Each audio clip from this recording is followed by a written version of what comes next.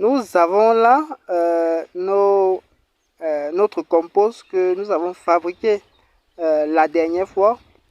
C'est déjà en maturation et nous allons donc dépouiller ce compost afin de vérifier exactement l'état de décomposition de ce compost avant de l'appliquer sur les pommiers du bas-ci, que voici, que je vous montrais tout à l'heure.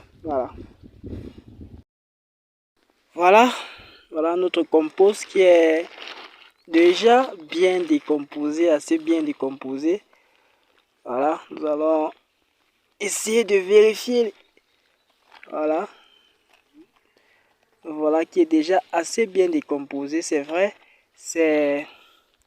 Certains vont trouver ça mouillé, oui, c'est mouillé, mais l'important c'est que ce compost ne chauffe pas.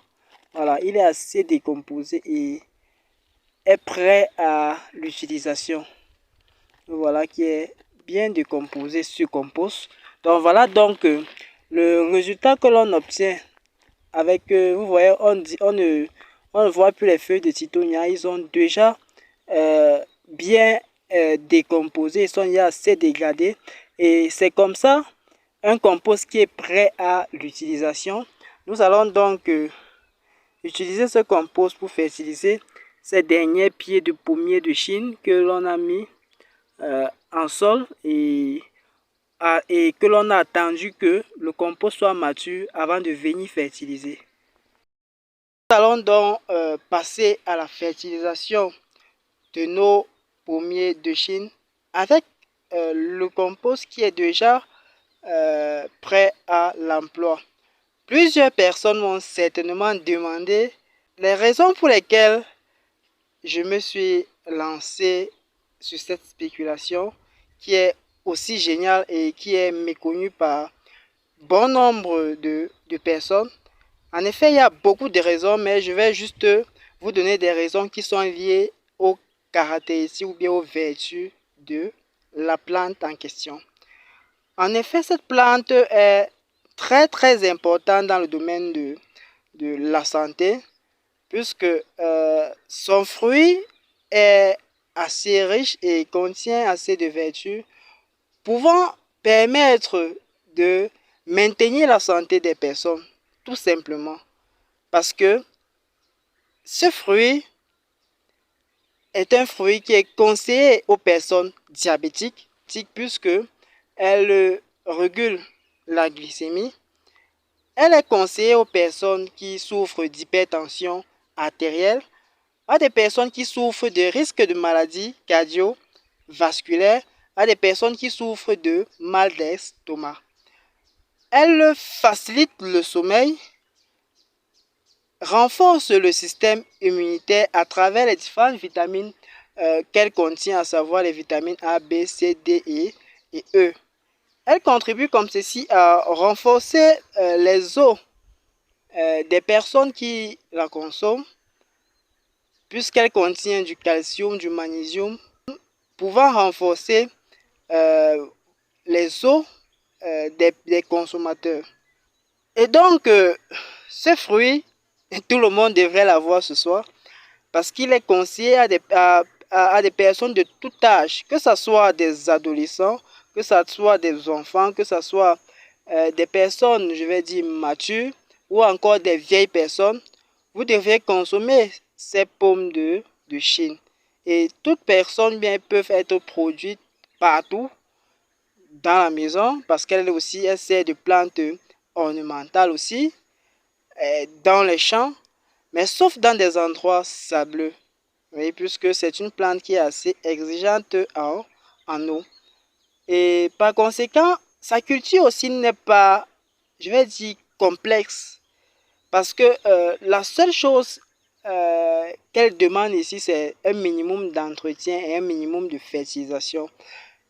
Pas besoin de traitement contre une maladie quelconque puisqu'elle est assez résistante. C'est même ça qui fait la particularité de cette plante.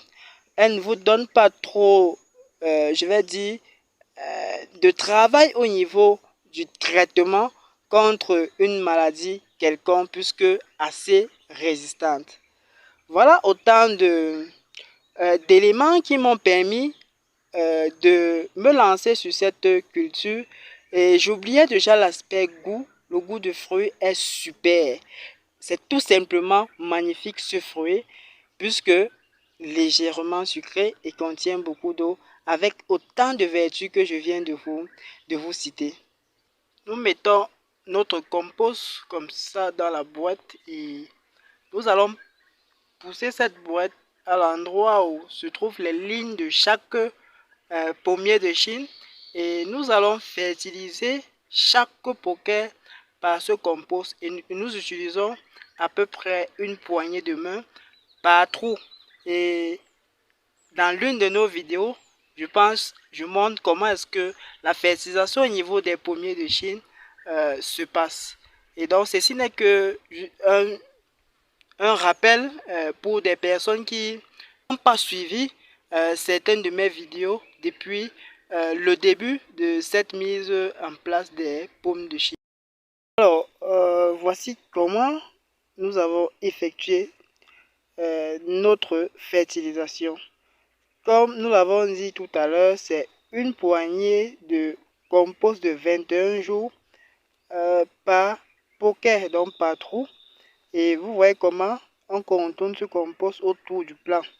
Alors, après cette opération, va s'en suivre l'opération de butage.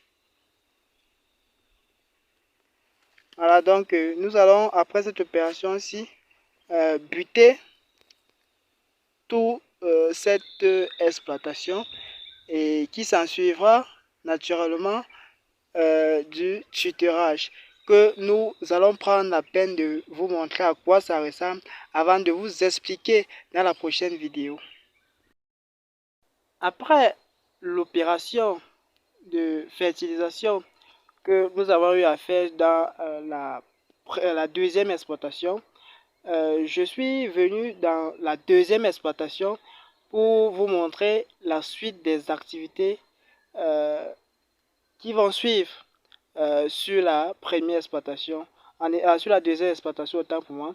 En effet, sur la première exploitation de pommiers de Chine que voici, nous avons déjà réalisé les opérations de butage et de tutorage.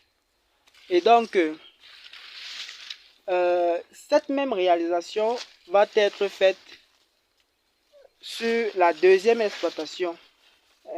Dommage que je ne vous ai pas montré comment est-ce que l'on était en train de faire le butage. Mais bon, voilà, tout le monde sait comment, à quoi ressemble le butage. Voilà ça. Et après ce butage, va donc suivre le tutorage à travers ces ficelles que vous voyez là, les ficelles de cordonnier. C'est avec ces ficelles que nous allons donc faire le tutorage. Et la prochaine vidéo va certainement parler de l'importance de ce tutorage là sur les pommiers de Chine. Alors restez scotchés et ne ratez surtout pas les prochaines vidéos car elles seront aussi intéressantes que les précédentes. Alors nous allons parler du tutorage sur la prochaine vidéo. Nous allons entrer en profondeur sur cette technique-ci. Je sais que plusieurs d'entre vous se posent la question de savoir pourquoi il y a autant de plants sur les mêmes parcelles, c'est-à-dire haricots, maïs et pommiers de Chine. Alors, dans la prochaine vidéo, nous allons comme ceci en parler. Donc, surtout, n'hésitez pas de vous abonner, de liker, de partager. Partout où besoin sera. Voilà, c'était pour vous, Jérès Poulengoufo, ingénieur agronome et conseiller en agriculture biologique. Désolé pour la mine, c'est juste que je suis un peu souffrant.